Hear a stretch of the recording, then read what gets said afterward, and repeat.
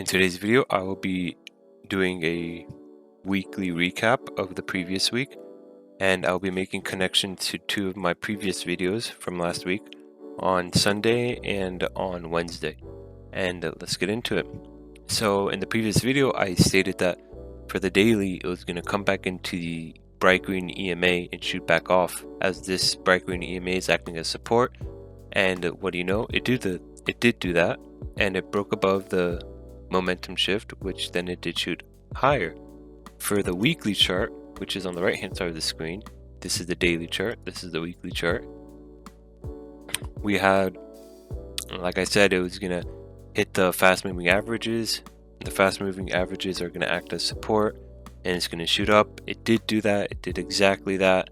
And in the previous video on Sunday, expectations for the previous week was that it was going to shoot up, in which it did, and our target is still 703 as our expectations, but we will see next week what will happen, and there's a lot of room for it to hit 703.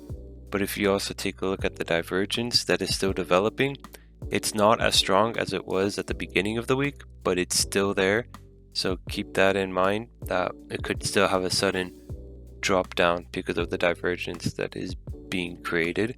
And also on the daily, it's still being created as well. We're hitting a really new daily high from a long time, and we're having lower highs on the oscillator.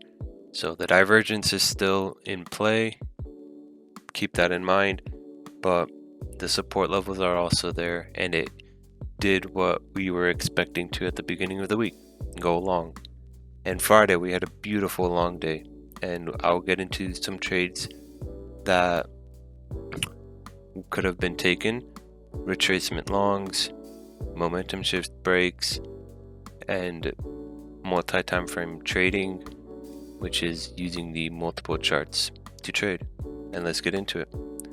So here you are, 5-minute chart, the 2-minute chart, and the 1-minute chart. So I take my entries on the 1-minute chart, but I use the 5-minute and 2-minute for confirmations on the trades. So if we look at the 5-minute chart, we have a positive on the oscillator. We have a rejection off the bright green moving average, and it's holding in the fast moving average. On the 2-minute, we have a momentum shift bullish candlestick, which had a rejection off the bright green moving average. And on the 1-minute, we had a retest into the moving averages, and it bounced back off. And this trade could have taken at 920, matched up perfectly with all the time frames. And what do you know? You buy in at 260, and you just hold in. You see beautiful candlesticks closing above the fast moving averages. You have beautiful confirmations on the 2-minute. As you can see, the oscillator is moving up, and on the 1-minute, you have beautiful closes above the fast moving averages. So you just hold on from 920 all the way until it crosses back over into the moving averages. It's not from 920 until, let's say, 1133, and you buy in at 260 and you sell out at 406. 260, 406, 140 points right there. So really good. And even if you didn't catch this pivot, we can look for re-entries. One re-entry is the close above this momentum shift right here at 263, which is at 922. If you look on the 2-minute chart, that's right here. 2-minute chart, I would wait until it closes above this moving momentum shift. So I technically would get in at 924. 1 minute 924 is right here, which is closes above the fast moving average, so that's good. It's the start of the oscillator move up, so this is a good confirmation over here. And 924 is about right here. Basically closes above the, on the 5-minute, closes above the momentum shift. So that's good. That's another confirmation. If you missed the 260 point, you would have gotten at 271. If you don't get into that, another confirmation is the retest after this big bullish candlestick into the fast moving averages and the close above the momentum shift right here at 309. You would have taken some heat, like 309 to 96. You would have taken 13 points of heat, which shouldn't be that bad because your stop loss would be below the moving averages. So you get in, you take some heat for a while, and then it shoot back up. But necessarily that wouldn't be that would be a trade. Yeah, no, that would be a trade. You just be taking some heat for a while, and that's exactly at 938, 938 right here. Yep, closes above the momentum shift on the 2-minute. That matches up. You have the oscillator move, you have the oscillator move, you even have a re-entry signal on the oscillator at 938, so that's really good.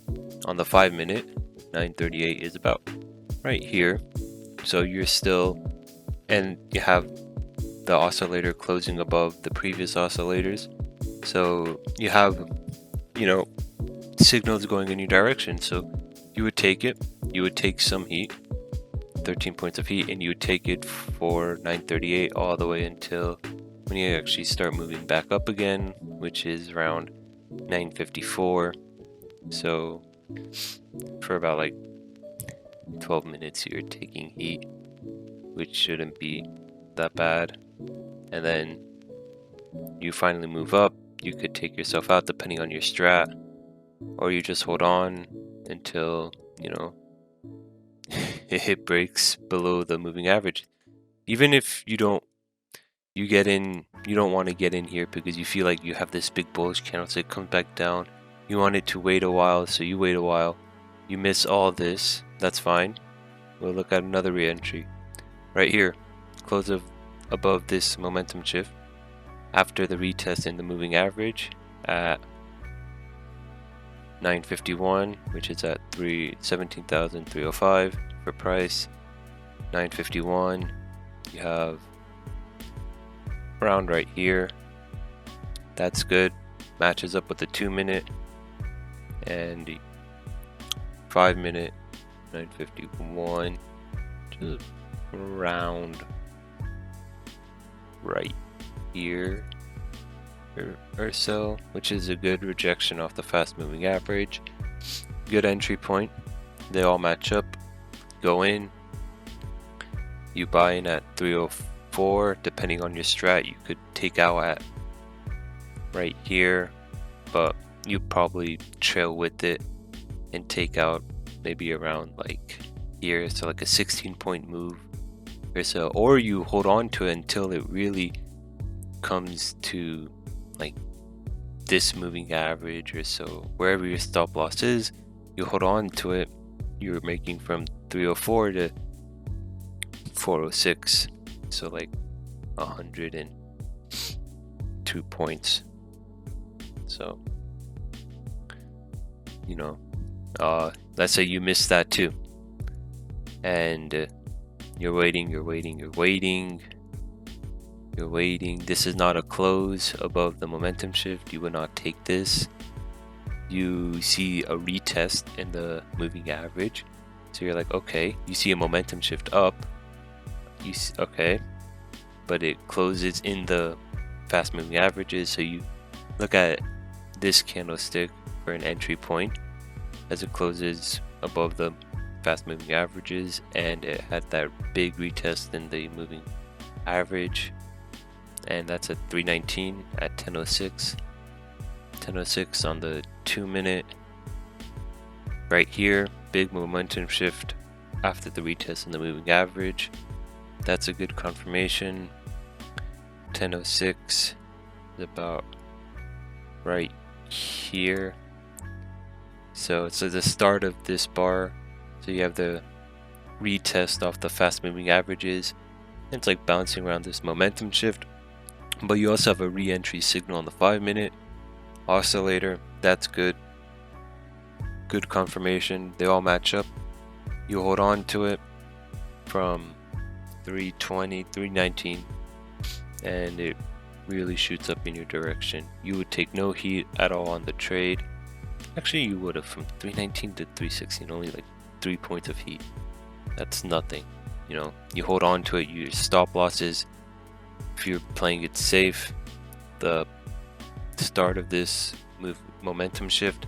So 306, 319 to 306, and you know, you hold on to it, shoots up 306. Not 306, 319, and just keeps going up in your direction. This would probably be one of the better trades if you didn't catch the 920 trade right over here. If you didn't catch this trade, that would be probably the better one right here. And let's say you don't catch this one, you have a re-entry right here at not 10:16 at 17,345, the close above that momentum shift. Then you have another re-entry here. You have a re-entry at the retest of the moving average. You have another re-entry right here at the close. Then you're just making sure that these re-entries match up with the 2-minute and the 5-minute as well. And yeah, that's basically how Friday went. If you didn't catch the 920 move, which was basically at the pivot point right here, you know, you would have had a bunch of re-entries, but you hold on to 920 from 260 all the way until it goes back into the moving averages, which is at 406, 140 points basically. You would have had on Friday if you just held on from like an hour and a half, 2 hours. And yeah, that's basically how Friday went. Really good long day. Our expectations from the previous videos on Sunday and Wednesday were true in this case, and the support lines were very strong. And next week we should have the same expectation of it going in the long direction. So next week look out for longs, but also beware of that weekly divergence, which it could pull back at any second. And yeah, so but that's why you have your risk management. You know, if you have your stop loss, you're trailing the trades. If it comes back on you, you're guaranteeing yourself profit. You're not gonna you're not gonna be up, let's say $500 and not at least have your stop loss at 200, and it comes back crashing down on you. You're at least taking 200 profit instead of losing a $500 trade. So like, risk management is always key to success in trading. If you don't have it, you're not going to be successful. But that's basically how last week went. Really good long week, especially for Friday. If you took long trades on every day, starting from Tuesday, Wednesday, Thursday, and Friday, it should have been a really good winning week. You should have not taken any losses those days. And that was basically the previous week. Really good long week. Hit our expectations, and our expectations for next week is long as well. But like I said, just look out for that weekly divergence and manage your risk, and you should have a good trading week next week. Make sure to like, subscribe, and I'll see you guys on the next one.